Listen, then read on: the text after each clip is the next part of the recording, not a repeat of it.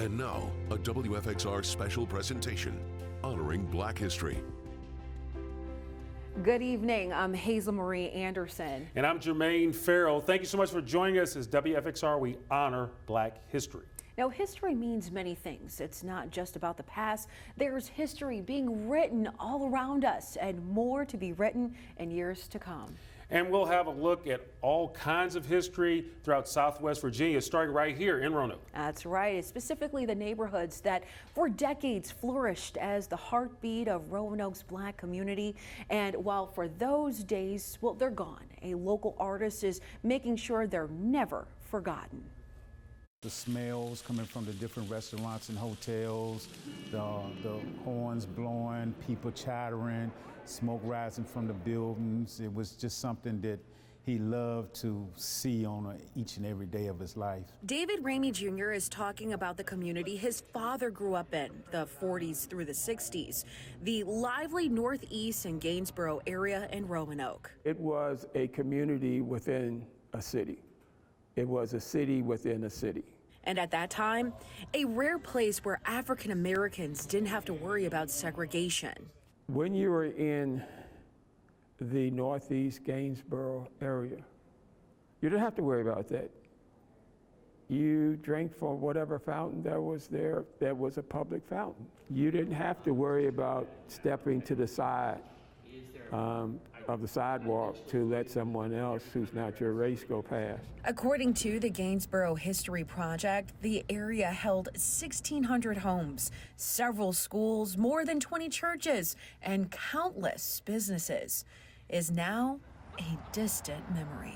David Ramey, in the later years of his life, really managed to record from memory, even without the use of photographs, which I find so amazing. Split between the Harrison Museum of African American Culture and the Taubman Museum of Art, people can travel the once vibrant neighborhood and view 200 drawings paired with 150 stories. The man was a unique talent, I think, that comes along, maybe once or twice a century. There are no photographs, or if there are very few, that could illustrate what he is doing from a personal perspective. David, a self-taught artist, takes people like Charles Price back into time to the neighborhood he remembers before it was demolished. To be able to see something that your mind had, you could think about, but really not illustrate it. David has done that. He has pulled things out that, oh yeah, I remember that, or yeah, that's how we stood on the corner. The Berglund Center, McDonald's, all of those places used to be homes and businesses. David Sr. is gone, but his work ensures those memories and his memory will always stay alive. That was his legacy to not only make sure that they could see the images, but they could read and the stories and learn about how it was and just different things about it. David Ramey Jr. tells me that he hopes his father's work not only lives on at Roanoke museums, but eventually travels to others. Now, for now, you can catch the exhibition through March 30th. Jermaine?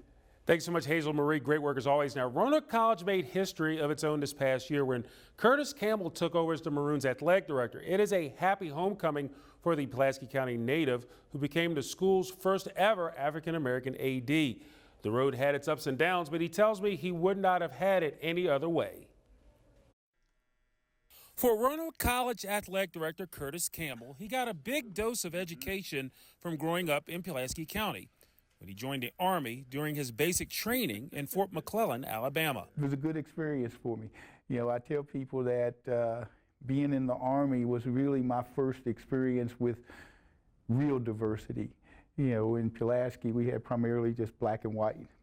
We had in the Army, it was my first real experience with Latino Americans, Asian Americans, and even New Yorkers who I thought were sort of, the accents and stuff were different. And so that was my first true experience with diversity and learning about people.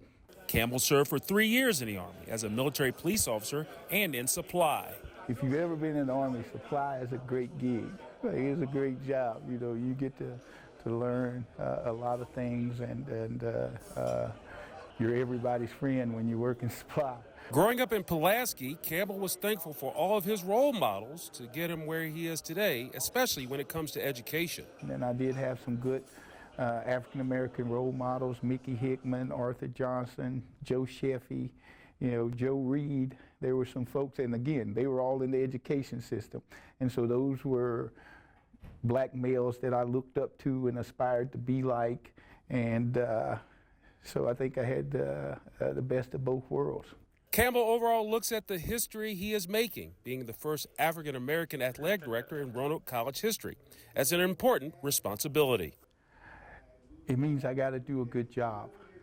And, you know, I think there's always a little bit more of a weight on your shoulder when you're the first, because you don't want to be the last. And so you feel a little bit more pressure to make sure you do things the right way and to make sure that people recognize your competency and skill in doing the position, so that, you know, the next time there's an opportunity to hire somebody of color to sit in that seat, there's no reluctance, there's no, you know, because we've had one before and they did a great job for us.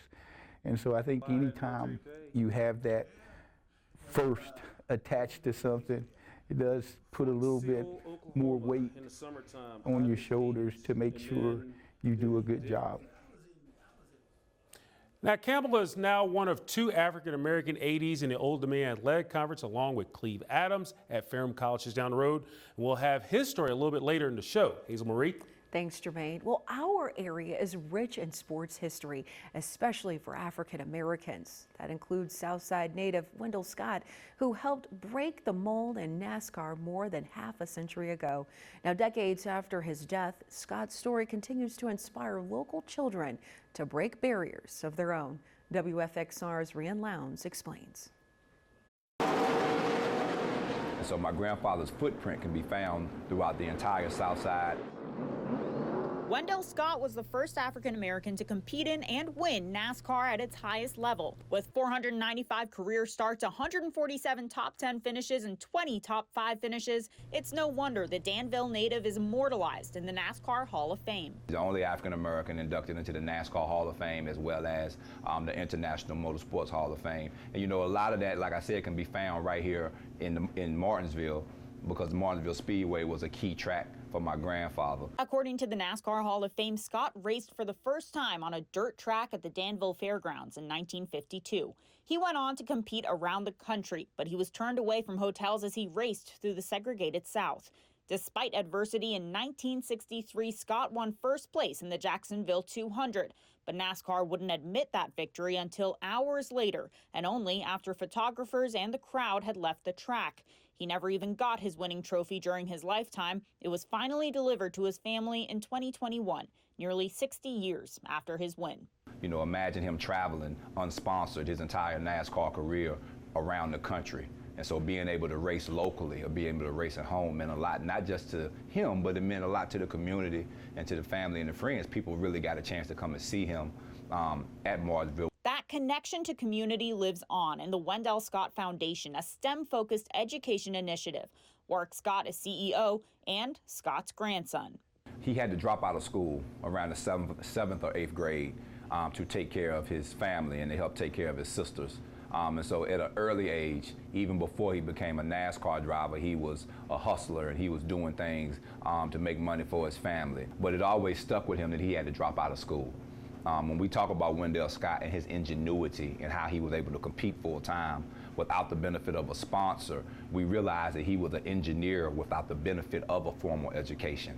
Now, I come from a family of educators. Both my mother and my father are school teachers. And so we found education to be a key vehicle for us to level the playing field for students that are underserved or, you know, being overshadowed or considered to be the underdog. Scott says the STEM educational divide is the next barrier the Scott name will break. We exist to lift up my grandfather's name and his legacy with his career in NASCAR and who he was as a community hero. In Martinsville, Rian Lowndes, WFXR News.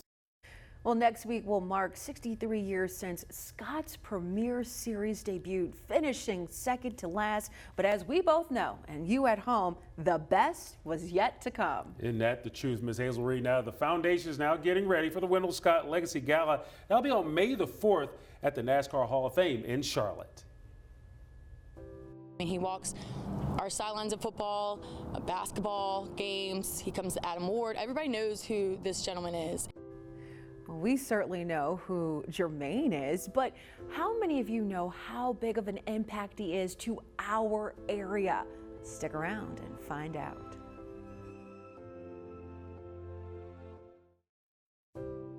We now return to Honoring Black History. Well, as we continue to honor Black history, the Roanoke chapter of the Southern Christian Leadership Conference is honoring this guy that's standing right next to me. WFXR's Amari Williams has more on the award and why it means so much to the organization, to Jermaine, and all of us. This year, the SCLC celebrated its 27th luncheon, a time when they give out awards to those uplifting the community. One of those awards, the Dr. Pernell Chubb Wilson Award, is named after the 90-year-old woman who brought the organization to Roanoke. She says there's a thoughtful process for those she nominates. I have to sit down and think just what people are doing before we honor them, to make sure they are doing what Dr. Martin Luther King would like and what he stood for and what he did for us. Dr. Chubb Wilson says something the Reverend Dr. Martin Luther King Jr. stood for was uplifting youth in the community, something she says this year's winner certainly does. He don't mind donating, giving of his time, talking to children and everything. And anytime anybody's out here to help our young people, I'm for them. This year, that special honoree was WFXR's sports director, Jermaine Ferrell, celebrating over 8 years of hard work and dedication to uplift youth in the Roanoke Valley and throughout Southwest Virginia. They called me. They said, "Hey, we want you to present you with this award, and it's the weekend of Dr. King and everything." So it's really special. Ferrell grew up in the Roanoke Valley. He remembers making news reports for his grandmother with the weather and sports included. After years away, he said it was an honor to come back home. To come back home and work here in my hometown to give the sports stories and tell the stories of great athletes and coaches and even their families is something that I don't take for granted, and I look at it as a blessing, but it's really something that I've wanted to do for years. Ferrell says the best part of his job is building relationships with those in the community and building trust with both athletes and coaches. You know, Jermaine's coverage of high school sports is fantastic and really important, as there are so many good high school athletes and good kids. He walks our sidelines of football, basketball, games. He comes to Adam Ward. Everybody knows who this gentleman is, and I think it says a lot about his character, because he's not only behind the microphone, the camera, and on TV every evening, but he builds those relationships with people. He says with so many wonderful stories and the great things athletes in the area are up to, things are never dull. And as for his future plans, just continue to give back, continue to share the stories, because we're not done yet. In Roanoke, Amari Williams, WFXR News. Jermaine, it's always an honor just to stand next to you. How did it feel just to get that award? I tell you, it's an honor and a blessing. I want to thank the Roanoke chapter, the SCLC, for this great honor.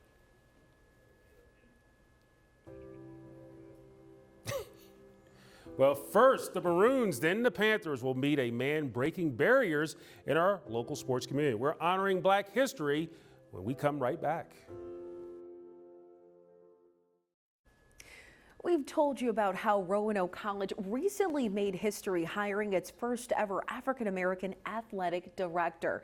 But not long after that, well, Ferrell College did the same thing. Now, Hazelmarie, Cleve Adams bleeds black and gold. He's no stranger to the Panthers, but he sees his new role as a true blessing.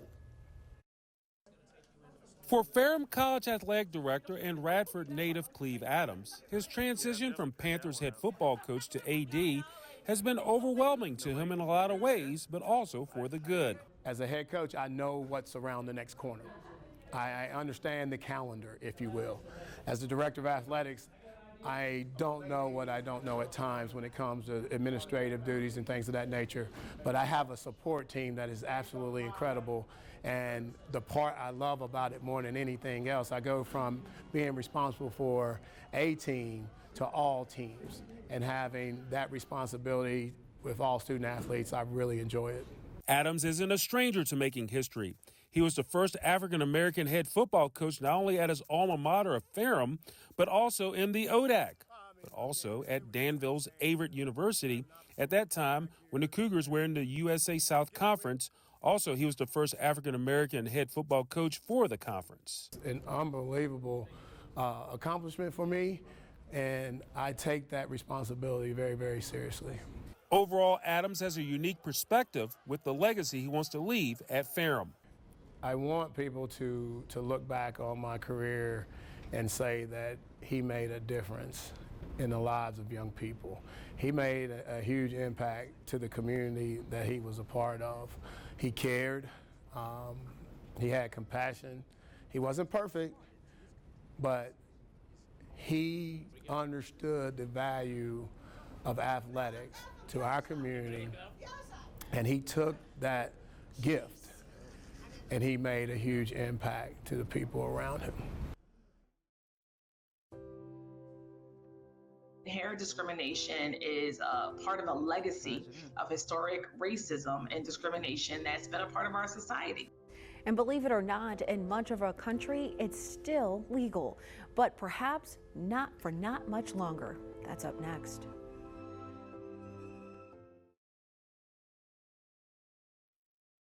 Well, welcome back, everybody. Now, in the 1960s, the Civil Rights Act outlawed discrimination based on the color of a person's skin, but it left a major loophole, Hazelmarie. That's right. In many states, it remains legal to discriminate against people who wear their hair in traditionally African or African American styles. But there's more momentum than ever to change that. Valerie Pritchett reports. Natural hair is amazing. Strands rooted in history. Stylist Andrea Fulton knows well. It's beautifully coiled, curly hair, from straight hair to curly hair. Cornrows, afros, and locks, just some of the versatility. I had to have my hair like really straight, you know, and in a specific style, especially like if you're thinking about like business meetings. McKee decided to use a natural protective hairstyle, which is not always embraced. I love the big afro. It's unfortunate that someone has an opinion of what is beautiful and what isn't beautiful. A costly opinion. It is unfortunately still legal to not give someone a job opportunity, not hire them based off of their hairstyle. And that is unconscionable in this day and age. We know all discrimination is wrong. Pennsylvania House Speaker Joanna McClinton and Crown Act co-sponsor says the act passed the House and now it's in the Senate for consideration. Hair discrimination is part of a legacy of historic racism and discrimination that's been a part of our society. Where do other states stand? Green shows where the Crown Act is law and prohibits discrimination based on hair type, texture, or style. Yellow, legislation is filed or pre-filed. Red indicates legislation has not been filed. On the national front, you hear it all the time. We see it all the time. Where young people are denied the opportunity to go to their prom or denied an opportunity to work in a certain industry. Louisiana Congressman and Crown Act supporter Troy Carter Sr. says while it passed the previous Congress, it did not get far in the Senate and will be reintroduced this year. Recognizing that more and more people, hopefully, are beginning to realize that this is not a partisan issue. But it is a very personal issue to millions, especially the Black community. It becomes a way to shut the door. It becomes a way to keep certain groups out of certain rooms, boardrooms. Fulton hopes the Crown Act will become law across the nation. Because we have to think about our young growing up thinking that something's wrong with their hair. Yep. Somebody's told them you have bad hair, or your hair is ugly. But we want them to understand how beautiful the natural corals are. For Honoring Black History, I'm Valerie Pritchett, WFXR News. We appreciate you checking out our Honoring Black History special. We'll all these stories on WFXRTV.com. Have a great night and happy Black History Month.